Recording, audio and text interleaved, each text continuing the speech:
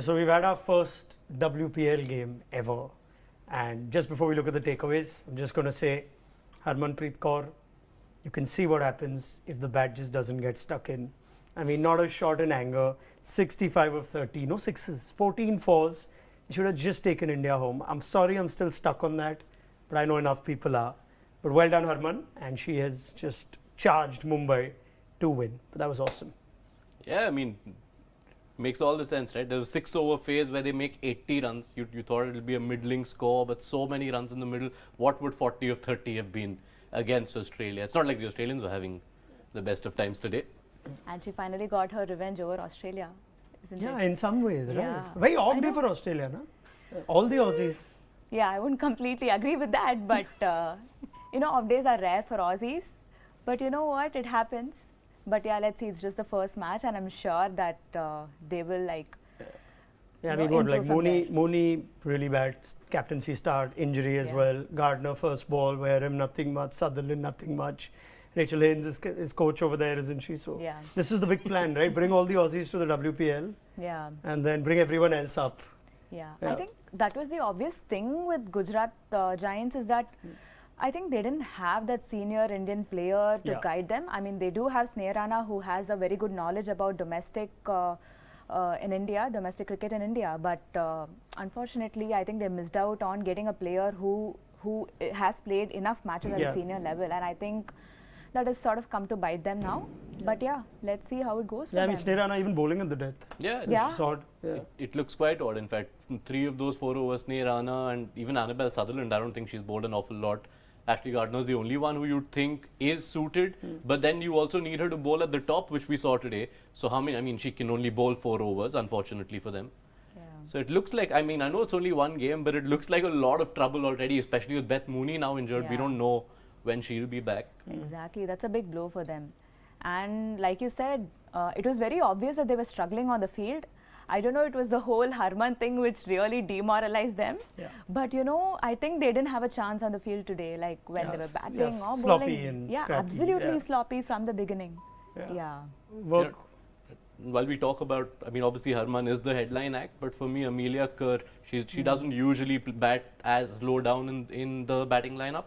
She's used to batting at 3 and 4. She came in after the 10th over, but just took off. I mean, it can almost, you can be awestruck, right? Seeing someone like Harman go that way, but it didn't. In fact, once Harman got out, she also increased her own levers, and that was quite a vital knock from someone who I didn't think would fit as naturally as low down the order. In fact, generally, perceptions were Mumbai didn't have a great auction and all that, but you just put the experienced players on a day like this where there's a sellout crowd. Great to see that though, sellout crowd again at DY Patil.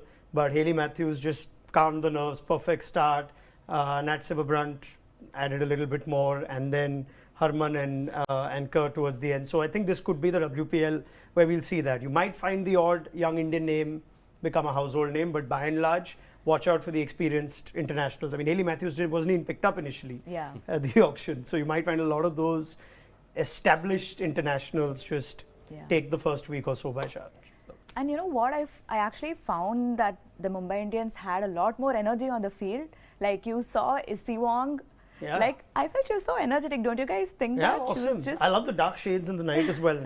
She's brilliant in the field, bowled quick, bowled really fast. And I mean, came and hit that last ball of the innings for a 6, so just quite the perfect game for Issy Wong. And I thought she wouldn't play in the semi lineup. Well, that's pretty much it. Anything else that stood out? The way they were bowling at Harman, like you're just feeding. You're playing right into her strengths. Like you don't bowl such things. She's going to go for the sweep if you bowl on middle and leg, and they just kept bowling there. I feel they've not done their homework. Is this going to be homework gate part 2? Everyone's still feeling the love for Harman. She deserves a few gifts. She needs things going her way. But otherwise, quite a nice start. It was very much like the original opening game of the IPL all those years back. Heavily one-sided. Team batting first, winning. So hopefully Gujarat would not, like to be put in the company of RCB. But yeah, I mean, look away, Gujarat. The team that happened to is still waiting for a first IPL title. And credit to our friend Ravi Shastri. Men's Test cricket till Friday afternoon. and women's T20 cricket on Saturday evening.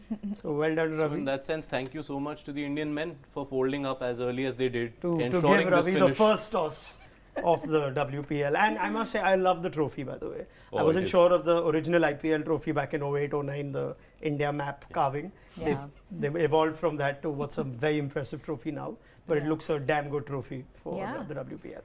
It does. Pardon? And a high scoring, I mean, we thought it would be like high scoring from both sides. But yeah, oh my God, like Mumbai really killed it today. And they gave their crowd something to cheer about. I mean, that's what they came for, to see their home crowd just going all out, and Harman. Yeah, doing these Harman high things. strike rates, I think, mean something to you, don't know, they? it does, it does. Because I've heard a lot of experts saying, oh, yeah, 120 strike rate is good for women's cricket, for women.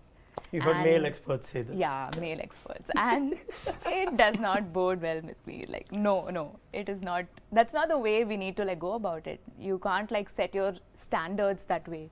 So I'm really happy that Mumbai Indians actually did this. I'm so glad that Harman did this, Amelia did this. So yeah.